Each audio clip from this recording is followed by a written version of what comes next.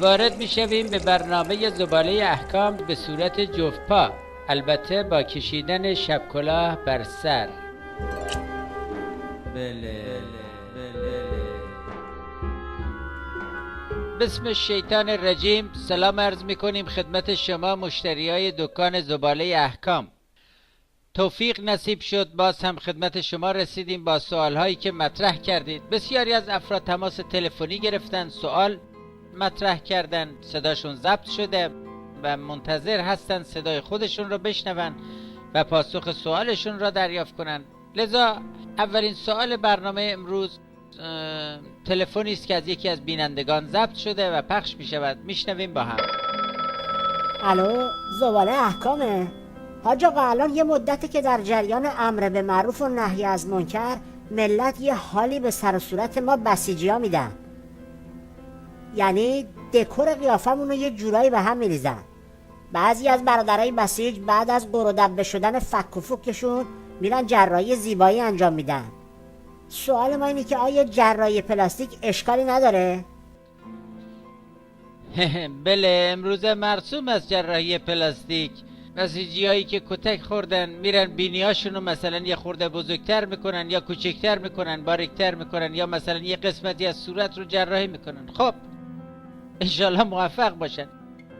اشکال داره؟ نه، اگه ضرر متنابعی برای بدن نداشته باشه مانعی نداره. حالا کسی پول داره، وقت و حوصله‌اش هم داره، جراحی زیبایی انجام میده، اشکال نداره، ولی مستلزم کار حرام هم نباید باشه.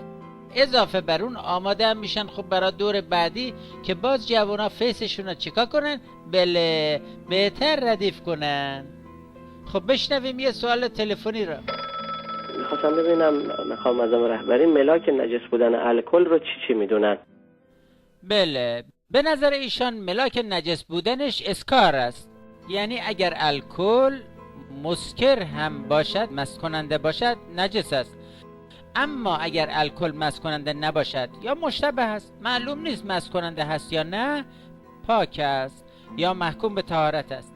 البته فتوای مقام عظما اینه که باید خودتون دقیقاً برید آزمایش کنید. یعنی میرید تو بیت با مسئولین نظام میشینید، خب یه چند تا پیک و شات و گیلاس میذارید وسط، شروع میکنید به زدن قربتن الال امام. بله، اگه پیک اول رفتی بالا کمی سرت گرم شد، خب معلومه که الکلش اصله.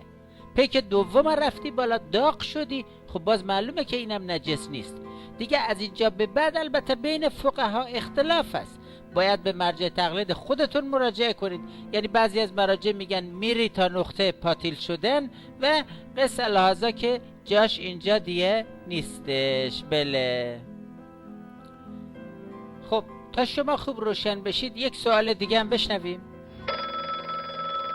این ماشینای لباسشویی که الان هستش لباس میشوره، لباس نجس میندازیم توی اونا، آیا این لباس ها تمیزه یا نه؟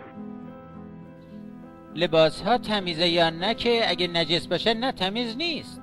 مطابق نظر فقها نجاست بستگی به صاحب لباس داره.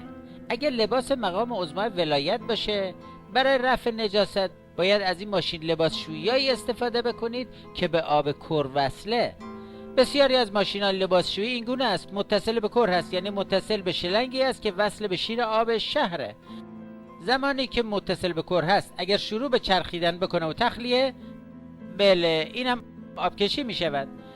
هرچند که نجاست مقام عظما عینیه و این آخر برنامه شما هم خب بدجوری ما رو خفگیر کردید. خب ما هم ازتون فعلا التماس دعا داریم، تای برنامه رو میبندیم. بله.